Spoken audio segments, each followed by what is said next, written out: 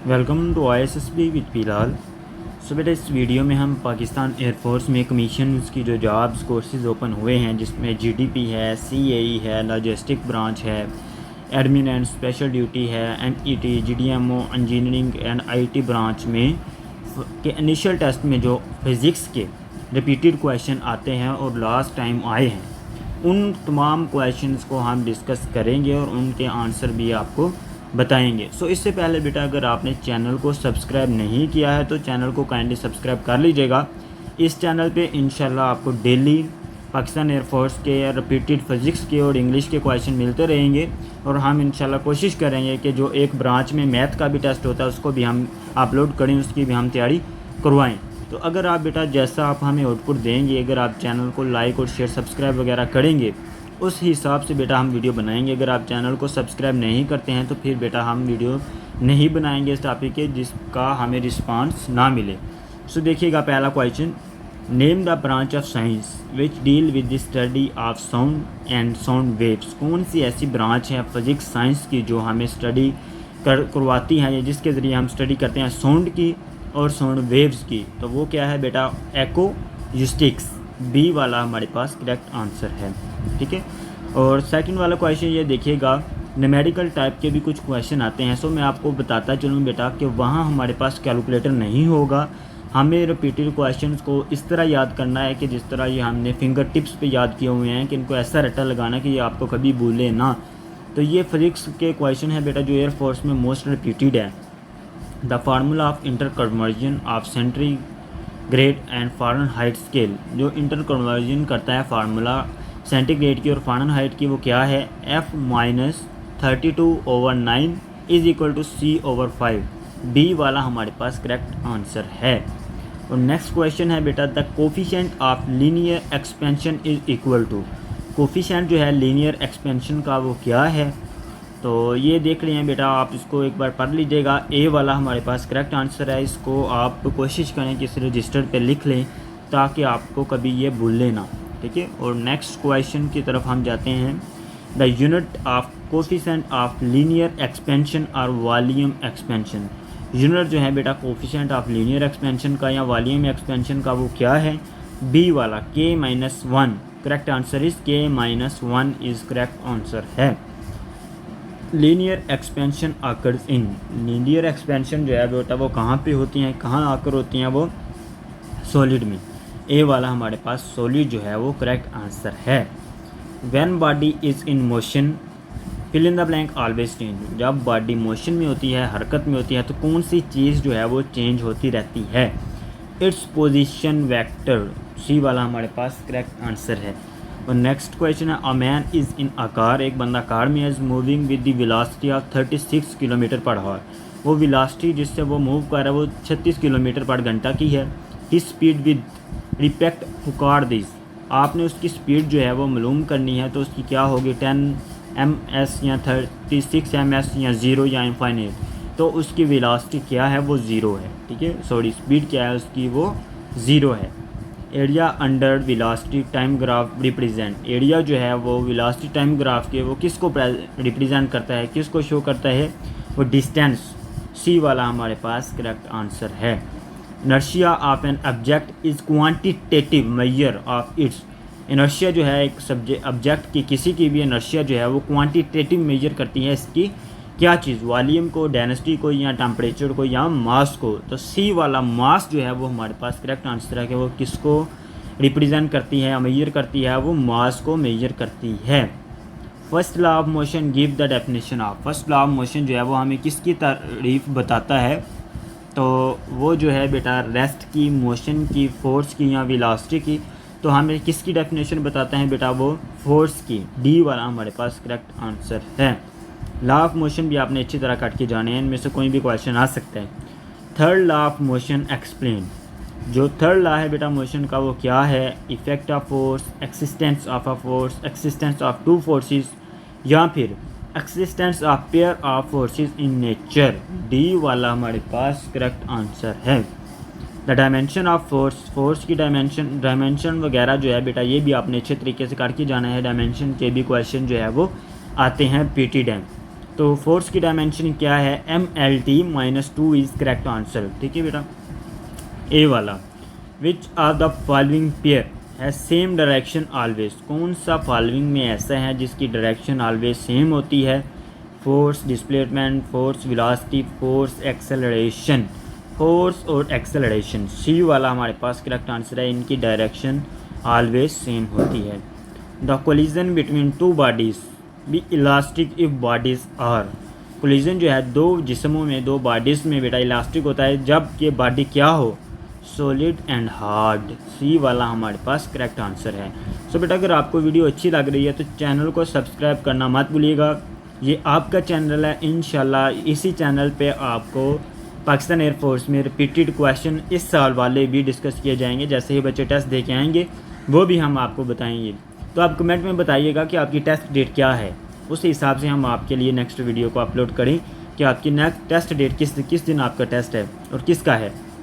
When car takes turn around a curved road, the passenger feel a force acting on them। जहाँ पे car जो है बेटा वो टर्न लेती है कर्व रोड पे, तो पैसेंजर जो है मतलब कि मुसाफिर जो है वो फील करते हैं कि उन पे कोई फोर्स एक्टिंग हो रही है इन अ डायरेक्शन, जिस सिमत वो मुड़ती है कार। तो आपने देखा होगा कि हम जिस सिमत वो मुड़ती है तो हम भी उस सिमत जो है वो थोड़ा सा झुकते हैं, मतलब कि हमें भी थोड़ी सी जो है वो फोर्स उस सिमत की लगती हैं। सॉरी बेटा, तो क्या है, direction away from the centre of curve it's due to, ये किसकी वजह से होता है कि हम भी उस सिमत जो है वो थोड़ा सा जो है वो करते हैं, मूव करते हैं सेंट्रीपिटल फोर्स के थ्रू, सेंट्रीफ्यूगल फोर्स के थ्रू। डी वाला हमारे पास करेक्ट आंसर है। Which show the correct relation between time of flight T and maximum height as, flight के टाइम में और हाइट में कौन सा जो है वो हमें रिलेशन बताता है। सो बेटा मैं आपको अगेन बताता चलूँ, वहाँ आपके पास ना कैलकुलेटर होना है, ना आपको कोई चीज़ वहाँ सॉल्व करने के लिए इजाज़त होनी है कि आप किसी शीट पे हल कर लें। सो आप इनको रट लें, अच्छे तरीके से याद कर लीजिएगा। तो correct answer is H is equal to GT2/8 is correct answer. A वाला हमारे पास करेक्ट आंसर है। सो बेटा अगर आपने पाकिस्तान एयरफोर्स में किसी भी कमीशन में अप्लाई किया हुआ है, ख्वाह वो GDP है, AD है, CAE है, लॉजिस्टिक ब्रांच है, जोन सी में भी आपने अप्लाई किया हुआ है, तो देखिए आपने तैयारी के लिए अगर नोट्स चाहिए आपको ऑथेंटिक और repeated notes, Pakistan air force all commission courses, most repeated and most important notes, past paper, video lecture, authentic notes and experience available on WhatsApp 0302661743 इस नंबर से बेटा आपको एयरफोर्स के जिस भी कमीशन में आपने अप्लाई किया है उसके कंप्लीट नोट्स आपको मिल जाएंगे एक मुनासिब प्राइस पे, और मोस्ट रिपीटेड और ऑथेंटिक नोट्स होंगे। Taking of rocket can be explain by, rocket का जो टेकिंग ऑफ है वो किसके थ्रू एक्सप्लेन करता है बेटा, see law of conservation of momentum. ठीक है बेटा, सी वाला ऑप्शन जो है वो उसे एक्सप्लेन करता है। What is the angle of projection for which the range and maximum height become equal, 10 - 1 4, ये 40 नहीं है, 14 नहीं है, ये -1 और 4 है साथ लिखा हुआ। Distance cover by a freely falling body in 2 second, एक फ्रीली फॉलिंग मतलब कि बेटा एक बॉडी गिर रही है वो 2 सेकेंड में कितना डिस्टेंस कवर कर रही है, 19.6 19.6 मीटर। ठीक है बेटा, इस करेक्ट आंसर बी। और नेक्स्ट क्वेश्चन जो है बेटा, फ्लाइट ऑफ अ रॉकेट, देखें बेटा आपने एयरफोर्स में जो है देखें कि आपने एयरफोर्स हवाई फोर्स है, इसमें आपने ऊपर से रॉकेट दागना है, ऊपर से ही जो है आपने फायरिंग करनी है, जो कुछ भी आपका काम होगा वो एयर में है, हवा में है, मतलब कि ऊपर है। तो आपको ये रॉकेट वगैरह का मोशन का, मोमेंटम का, लॉस का कुछ अच्छे तरीके से मालूम होना चाहिए। Flight of a rocket in space is an example of, flight जो है रॉकेट की इन स्पेस में हो किसकी एग्जांपल है, थर्ड लॉ ऑफ मोशन की। Eight which angle the range of projectile maximum, किस बेटा रेंज में जाके प्रोजेक्टाइल की जो रेंज है वो किस एंगल पे जाके जो प्रोजेक्टाइल की रेंज है वो मैक्सिमम हो जाती है। कौन सा एंगल है, कितना एंगल है बेटा, वो 45 डिग्री का एंगल है। ठीक है, यहाँ पे जाके range of projectile is maximum हो जाती है। Time rate of change of momentum is equal to, time rate of change of momentum is equal to force. A वाला हमारे पास करेक्ट आंसर है। सो बेटा चैनल को सब्सक्राइब करना मत भूलिएगा। ये देखिए इस तरह की इंशाल्लाह हेल्पफुल मटेरियल आपको नेक्स्ट भी मिलता रहेगा। Why ballistic missile fails in some circumstances of precision due to their shape, due to air resistance, due to angle of projection, all of them. तो क्या है correct answer? Due to air resistant. उसको हवा की जो है बेटा वो रेसिस्ट करती हैं, रुकावट होती हैं, इसलिए वो जो है फेल हो जाता है some time. Momentum depends upon, momentum जो है वो किस पे डिपेंड करता है? तो वो किस पे डिपेंड करता है बेटा? Both mass and velocity of the body. Mass पे भी और वेलोसिटी जो बॉडी की है इन दोनों पे जो है वो डिपेंड करते हैं। देखिए अगर ये वाला ऑप्शन ना हो तो वो बात बी एंड सी होगा, तो आपका करेक्ट आंसर क्या होगा? बात बी एंड सी। अगर ये हुआ तो आपने इसी को क्लिक कर देना है। तो नेक्स्ट क्वेश्चन है why a body move in a straight line then it displacement coincide with. तो correct answer is A distance. With distance, अगर उसका डिस्टेंस कोइंसाइड होगा तो वो स्ट्रेट लाइन में जो है वो मूव करती जाएगी। Motorcycle safety helmet extend the time of collision hence decreasing the. जब मोटरसाइकिल का जो बेटा हेलमेट है वो एक्सीडेंट के वक्त सर को कैसे बताता है कि बचाता है, किसके थ्रू, किसको बेटा वो डिक्रीज़ करता है? वो इम्पल्स को डिक्रीज़ करता है। ठीक है, तो किस चीज़ को डिक्रीज़ कर देता है? इम्पल्स को। The force beared by a wall on which water strike normally at the speed of 10 mean per second and at a discharge of 0.0001 m की पावर 3 सेकेंड इज़ 1। एंड देखने इसको बेटा एक बार पढ़ लें और आंसर जो है बेटा अपने नज़र से निकाल लें। ये मोस्ट रिपीटेड है, तो 1 न्यूटन जो है बेटा वो करेक्ट आंसर होगा। The range of the projectile at 30 degree and 60 degree are. जो रेंज है प्रोजेक्टाइल की 30 डिग्री पे और 60 डिग्री पे वो क्या है? Equal to each other. दोनों की जो है वो ईच अदर के इक्वल हैं। Wave transmit fill in the blank form. Wave जो है वो किसकी फॉर्म में एक जगह से दूसरी जगह ट्रैवल करती हैं? तो वे बेटा एनर्जी की फॉर्म में जो है एक जगह से दूसरी जगह ट्रैवल करती है। The distance between any two consecutive crest और टॉप इज़। तो क्या है बेटा? Wave length. वेव लेंथ की ये डेफिनेशन है, तो करेक्ट आंसर क्या है? Wave length. Vibrating cord the point where the amplitude is maximum are called antinodes. A वाला हमारे पास करेक्ट आंसर है, ये जो इसके सामने ही लिखा हुआ है एंटीनॉड्स। A stationary wave is set up in the air column of a closed pipe at the close end of the pipe. Always a node is formed. ये वाला हमारे पास करेक्ट आंसर है। According to Newton, न्यूटन के मुताबिक sound travel in air under the condition. Sound जो है without air में जो है ट्रैवल करती है किसके थ्रू, किस कंडीशन में? Isobaric is correct answer. Isobaric. Velocity of sound in vacuum is. Vacuum जो है वेलोसिटी है जो बेटा आप साउंड की वैक्यूम में क्या हो जाएगी? वो ज़ीरो हो जाएगी, क्योंकि वैक्यूम में उसे मूव करने के लिए किसी मटेरियल की ज़रूरत होती है, किसी मीडियम की ज़रूरत होती है, इसलिए जो है वो ज़ीरो हो जाती हैं। तो बेटा मैं आपको अगेन बताता चलूँ, अगर किसी बच्चे को नोट्स चाहिए तो ये स्क्रीन पे एक नंबर शो हो रहा है।